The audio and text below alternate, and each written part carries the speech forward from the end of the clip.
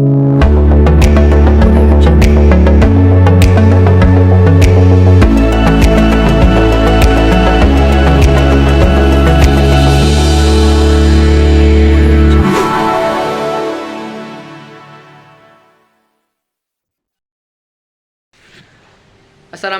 warahmatullahi wabarakatuh. Selamat pagi, salam sejahtera untuk kita semua. Shalom, Om Swastiastu, Namo Buddhaya, salam kebajikan. Yang terhormat dosen pengampu Ibu Rila Rahma Mulyani, MPSI Psikolog. Dan yang terhormat teman-teman generasi calon-calon guru penerus bangsa. Sebelum kita masuk ke materi, perkenalkan kami dari kelompok 11, saya Raffi Dirvana sebagai moderator sekaligus sebagai presentator pertama, dan Mona Septia Mulyani sebagai presentator kedua. Seterusnya terakhir ada Orin Ratu Putri Vanessa sebagai presentator ketiga.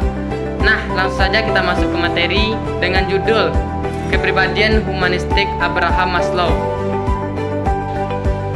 Nah, di sini ada 4 yang akan kita bahas. Yang pertama ada konsep dasar teori humanistik Maslow.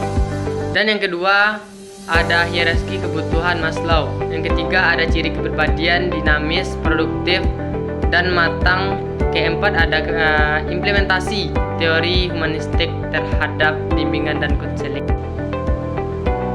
Nah, teori humanistik Maslow merupakan teori yang dikembangkan oleh psikolog Abraham Maslow yang menekankan pada penemuan kebutuhan manusia sebagai kunci utama bagi perkembangan individu.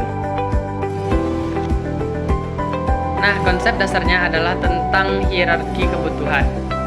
Dikenal sebagai hierarki kebutuhan Maslow yang terdiri dari 5 tingkat kebutuhan. Yang pertama, kebutuhan psikologis, keamanan sosial, penghargaan, dan aktualisasi diri.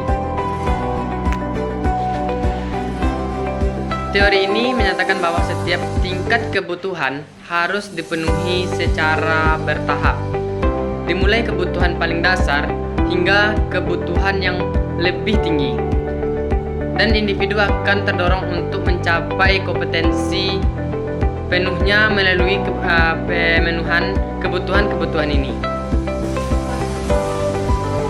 Assalamualaikum warahmatullahi wabarakatuh. Perkenalkan, saya Mona Septia Mulyani sebagai presentator kedua akan menjelaskan tentang hierarki kebutuhan Maslow. Adalah teori yang menggambarkan 5 tingkat kebutuhan dasar manusia yang disusun dalam bentuk piramida.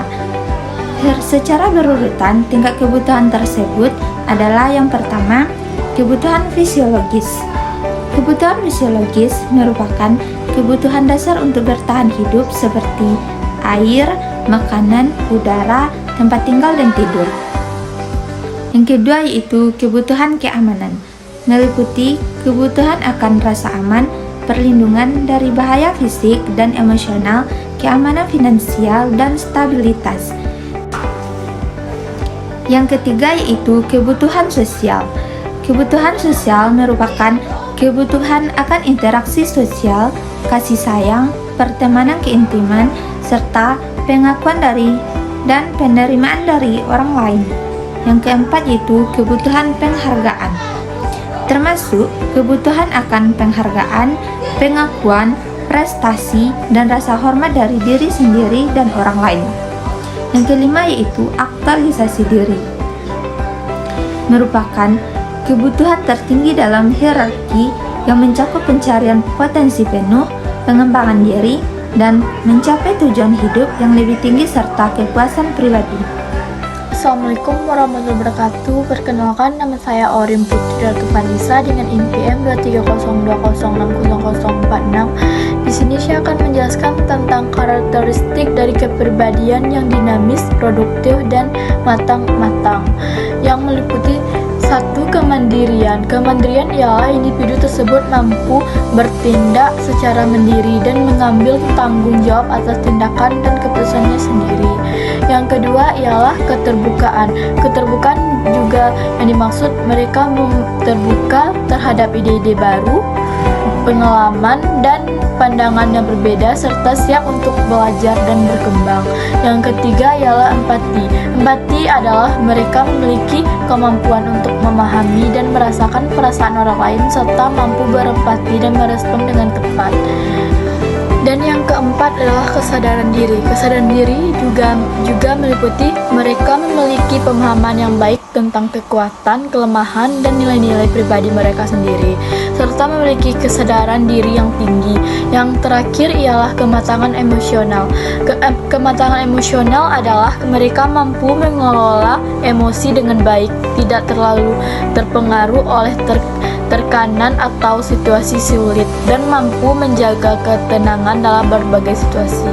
Tentang teori humanistik memiliki beberapa implikasi yang signifikan dalam konteks bimbingan dan konseling. Berikut adalah beberapa di antaranya adalah: 1. Pendekatan yang berpusat pada klien. Pendekatan yang berpusat pada klien ialah terapi humanistik menekankan pada kebutuhan dan pengalaman klien, bukan hanya pada diagonis atau teknik tertentu. Dalam bimbingan dan konseling, hal ini berarti bahwa konselor harus memahami dan menghargai pandangan dan pengalaman unik setiap klien, serta membantu klien untuk mengidentifikasikan dan mencapai tujuan mereka sendiri. Kedua ialah pemberian empati dan kepedulian. Pemberian empati dan kepedulian ialah konselor dalam pendekatan humanistik diharapkan untuk menunjukkan empati yang tulus dan kedekatan personal dengan klien mereka. Ini menciptakan lingkungan yang mendukung untuk klien merasa didengar, dipahami, dan diterima. Pengembangan potensi pribadi ialah terapi humanistik menekankan pada pengembangan potensi pribadi dan pencapaian aktualisasi diri. Dalam bimbingan dan konseling, konselor harus membantu klien untuk membantu mereka mengatasi minat dan nilai-nilai yang mendasari, serta membantu mereka mengatasi hambatan yang mungkin menghalangi perkembangan pribadi mereka. Dan yang keempat ialah pemberdayaan klien. Pemberdayaan klien, pendekatan humanistik menekan pada pemberdayaan klien untuk mengambil kendali atas kehidupan mereka sendiri dan membuat keputusan yang sesuai dengan nilai-nilai dan tujuan pribadi mereka. Konselor bertindak sebagai fasilitator dalam proses ini, memberikan dukungan, informasi, dan alat yang diperlukan bagi klien untuk mencapainya kemandirian.